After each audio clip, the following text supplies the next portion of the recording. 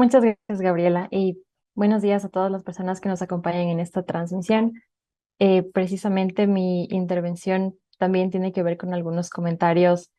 relacionados con este insumo que ha preparado el SEDEC y que en realidad me parece que tiene una perspectiva bastante didáctica a la hora de recopilar los criterios más relevantes de la Corte, pensando en un contexto en el que claramente se ha visto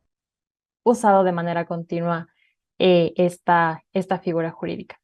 Siendo así, les voy a compartir pantalla con una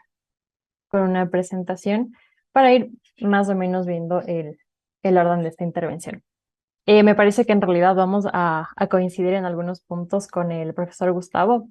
eh, porque claro, me parece que las cuestiones también doctrinarias se ven en el estado de excepción en general, más allá de cómo sea tal vez controlado por las altas cortes en diferentes estados. Bien, el contenido de esta presentación tiene que ver con la estructura de la guía, porque me parece importante que podamos conversar con la ciudadanía sobre qué van a encontrar, cómo lo van a encontrar y de qué manera se puede revisar los criterios de la Corte en esta guía.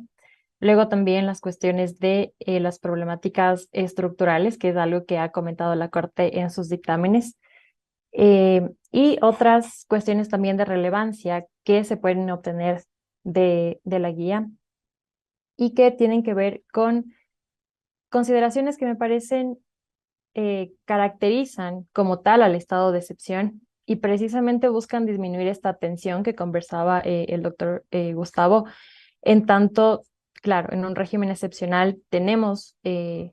o el presidente puede asumir facultades en las cuales concentra poder y a la par se pueden suspender o limitar derechos. Entonces, claramente existe una situación en la cual la Corte debería velar por que, por ejemplo, esa tensión no se prolongue indefinidamente. Luego, ¿cuál es el rol tanto del presidente como de la Corte Constitucional cuando se activa o se decreta un estado de excepción? Y por último, pasamos con algunas conclusiones. Aquí sobre generalidades del estado de excepción, me parece que ha quedado bastante clara la exposición de la jueza Carmen Corral respecto a manifestar que el estado de excepción es un mecanismo reconocido por la misma Constitución, pero únicamente para situaciones excepcionales, es decir, aquellas situaciones en las que el régimen jurídico ordinario se ve sobrepasado. Y claro, todas las acciones que ya se han tomado en ese momento resultan insuficientes para lograr el objetivo principal del Estado, que es proteger los derechos de la ciudadanía. Entonces, incluso aunque parezca paradójico, la finalidad del estado de excepción precisamente es retornar al régimen ordinario en el que no existe esta acumulación o concentración de poder y en la que surte o existe la vigencia efectiva de los derechos de la ciudadanía. Esto de manera muy breve es el marco jurídico en el cual se circunscribe el estado de excepción y lo vamos a encontrar en la Constitución en los artículos 164 al 166. Con base en este marco normativo, en los dictámenes de la Corte Constitucional, es que el SEDEC ha elaborado esta guía y yo en este punto en donde quisiera compartirles cuál es la estructura que vamos a encontrar en este insumo. Existen 6 grandes apartados en los cuales se trata tanto la naturaleza, las causales, sus principios, ya pasando al control material, también los derechos susceptibles de suspensión o limitación y la renovación. Y dentro de cada uno de estos temas grandes, lo que ha hecho el SEDEC es precisamente referirse a cuáles son los dictámenes que abarcan estas situaciones. Nos pone en contexto con los hechos que se exponen en esos decretos y luego la parte que me parece más importante es cómo se precisa el criterio relevante. Y esto se hace a través de una pregunta. En cada uno de estos apartados que les he mencionado, el SEDEC elabora una pregunta que determina, o más bien que se responde a través del criterio de la Corte. Y son precisamente a través de los cuales podemos guiarnos y saber cuál es precisamente la naturaleza de esta figura jurídica, qué hace la Corte, qué debería hacer el presidente y para qué situaciones es o no es procedente decretar un estado de excepción. Por último, también lo que vamos a encontrar en la guía es la decisión de el dictamen que se analiza y así con cada una de las temáticas. Ahora, dentro de las cuestiones que me parecen relevantes y que resaltan más en la guía que ha elaborado el SEDEC, es la cuestión de los problemas estructurales. También quisiera traer a colación el dictamen 821/21, en el cual se había tratado de un estado de excepción decretado debido a la crisis carcelaria a nivel nacional. Y lo que la Corte dijo fue básicamente expresar lo que conversaba hace un momento el profesor Gustavo, y es que, claro, existen situaciones que no necesariamente son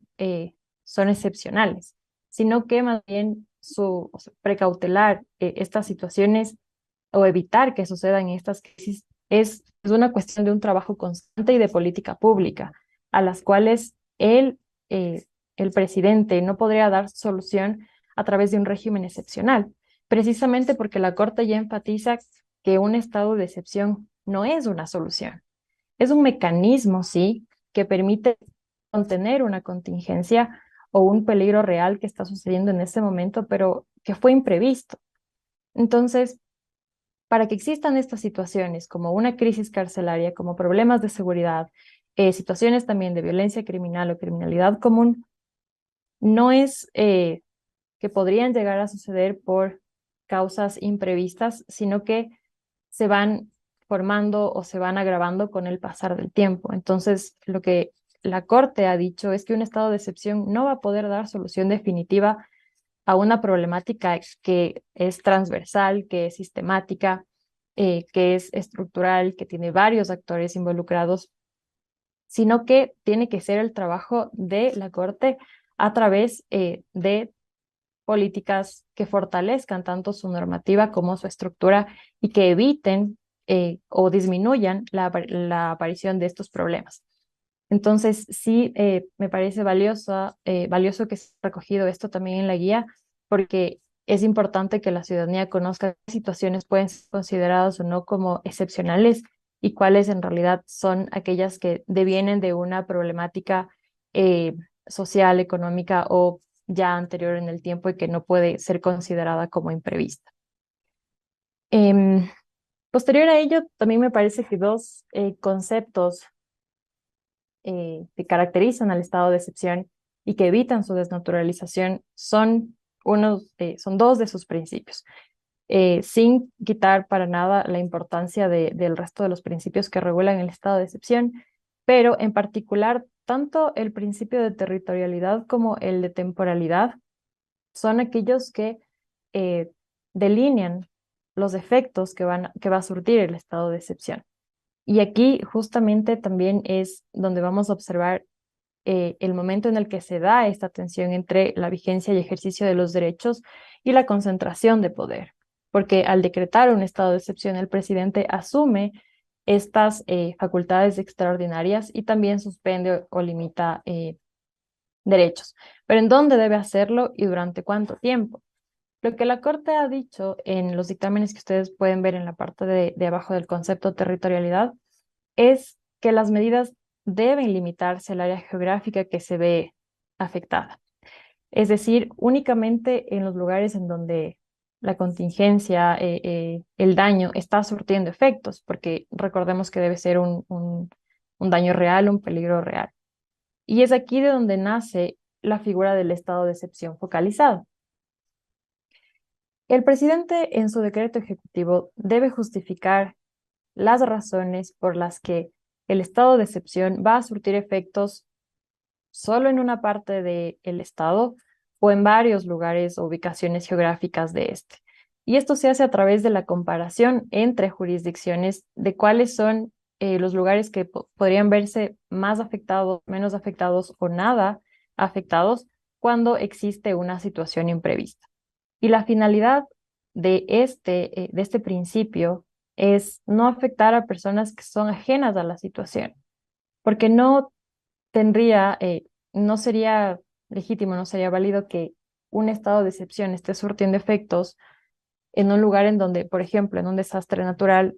en un terremoto en la ciudad de Ambato, no tendría sentido que se limiten o suspendan derechos en la ciudad de Guayaquil o en la ciudad de Loja, porque el lugar en donde sucede el desastre natural es otro totalmente alejado. Entonces, lo que debe hacer el presidente es verificar los lugares en donde efectivamente se están produciendo estos daños y delimitar el estado de excepción y sus efectos a este lugar. Luego de ello,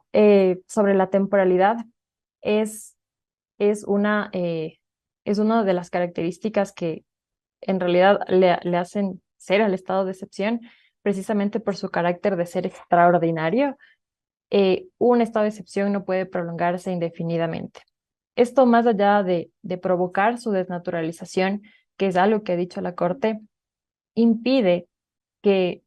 que esté vigente el sistema democrático. Entonces, es por esto que en la Constitución se ha establecido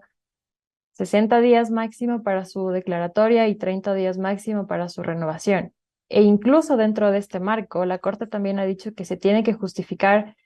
por qué se dicta por cierto tiempo un estado de excepción o su renovación. Y esto también quiere decir que no siempre tienen que dictarse un estado de excepción por el máximo de los plazos, sino debe estar justificada la razón por la que va a durar el tiempo que esté dentro del decreto. Y asimismo, otro criterio importante que se puede encontrar en la guía extraído de los dictámenes es que el Estado también tiene la obligación de coordinar esfuerzos en el régimen ordinario, incluso cuando estamos atravesando un régimen excepcional. Y esto es importante porque el régimen ordinario no se anula por encontrarnos en un estado de excepción, sino que es este momento en el que el Estado debe fortalecer su sistema, su estructura y su normativa para evitar que las situaciones que en este momento son imprevistas y constituyen un peligro, lo sean nuevamente en un futuro. Y claro, nuevamente la finalidad es retornar al régimen ordinario, respetar estos principios y evitar que estas tensiones se prolonguen en el tiempo, porque claramente resulta peligroso en contra del principio democrático el hecho de que exista mm, un presidente o una presidenta que ha concentrado poder gracias a un estado de excepción y esto sea indefinido. Entonces, son estas cuestiones las que se buscan evitar a través de, primero, los criterios que ha dictado la Corte y a través del control que que este organismo realiza a los estados de excepción.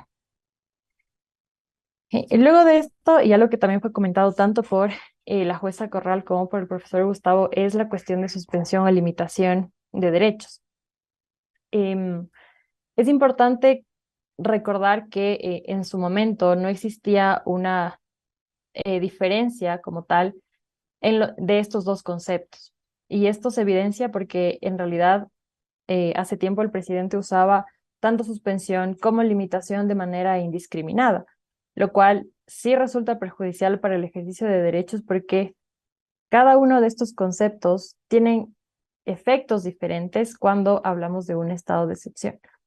La suspensión, como lo habían mencionado hace poco, impide o priva temporalmente el ejercicio de un derecho, mientras que la limitación solo reduce su ejercicio. Y claro, aquí está como la lista taxativa de derechos que pueden suspenderse o limitarse y no pueden ser ninguno más que estos. Pero algo que me parece como necesario también es como ejemplificar una suspensión y una limitación, porque claro, si uno te priva temporalmente, ¿cómo se privaría temporalmente un derecho y cómo se limitaría? Y para eso nosotros debemos regresar a ver a las formas de ejercicio de un derecho. Em, un ejemplo que es bastante didáctico es precisamente el derecho a la libertad de tránsito. Sin ser estas las únicas, existen varias formas de ejercicio de un derecho. Y, por ejemplo, cuando estamos frente a una suspensión, es fácil recordar los regímenes extraordinarios decretados durante la pandemia, en los cuales existían días y horas en las que no podíamos salir de nuestro domicilio. Entonces ahí claramente estamos frente a una suspensión porque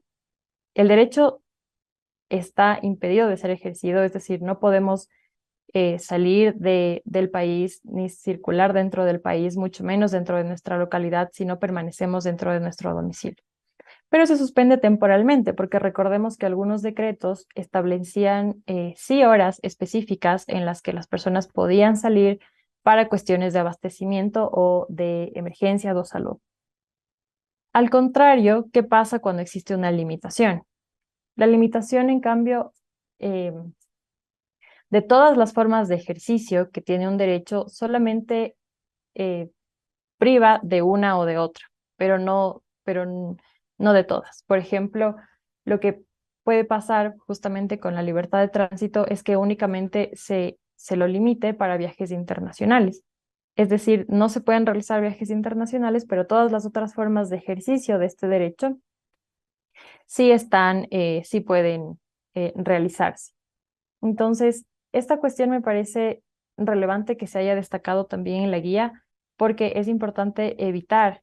que exista el uso indiscriminado de conceptos que están prescritos ya sea en la Constitución o en la ley, precisamente por los efectos que pueden causar. Y luego de esto, ya como para ir también cerrando la intervención, el otro punto que quería destacar de la guía es que también se hace referencia al rol de la Corte durante el control de constitucionalidad y cuál es el rol del presidente durante la emisión del decreto. En este caso, los dictámenes 820/20 y 422/22 definen que el rol del presidente, al ser el único competente, como lo había mencionado la jueza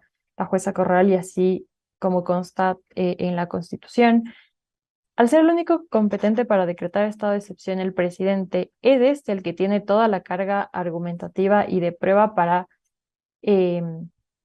justificar las razones de la necesidad de decretar un estado de excepción. Entonces, la guía ya nos pone esos criterios que ha dicho la Corte y es el presidente el que tiene que referirse a todas las situaciones por las que el estado de excepción va a ser en todo el territorio, va a ser focalizado, por qué dura todo el máximo del plazo o menos, por qué se suspenden o se limitan derechos, y todo esto es justamente lo que debe motivar el presidente en su decreto. Por el contrario, la Corte, durante su control, y esto también lo ha dicho en el dictamen 720/20, es que su análisis, su examen, se va a centrar en la justificación ofrecida por el presidente. Es decir, la Corte no es este organismo que es aquel que a la par del presidente dan paso a un régimen excepcional, sino únicamente se limita a hacer el control de las razones dadas por el presidente en su decreto para que se mantenga la vigencia del estado de excepción o no. Em, Eso como los puntos más relevantes y como una conclusión, yo quisiera felicitar el trabajo del SEDEC, en tanto es una guía que me parece un insumo relevante y que también es amigable con la ciudadanía en general, porque no, precisamente por su estructura y porque no usa términos como tan técnicos o extremadamente jurídicos que no le permitan a las personas entender qué es lo que quiere transmitir esta guía. Asimismo, resalta un montón en este documento la residualidad del estado de excepción, que no es una solución, sino un mecanismo que permite detener una contingencia, pero la finalidad siempre va a ser regresar a la normalidad, y definir claramente los roles, tanto del presidente como de la Corte. Del presidente al justificar la necesidad de decretar un estado de excepción y circunscribir el control de la Corte a esa justificación ofrecida por el presidente. Esa sería mi intervención. Muchas gracias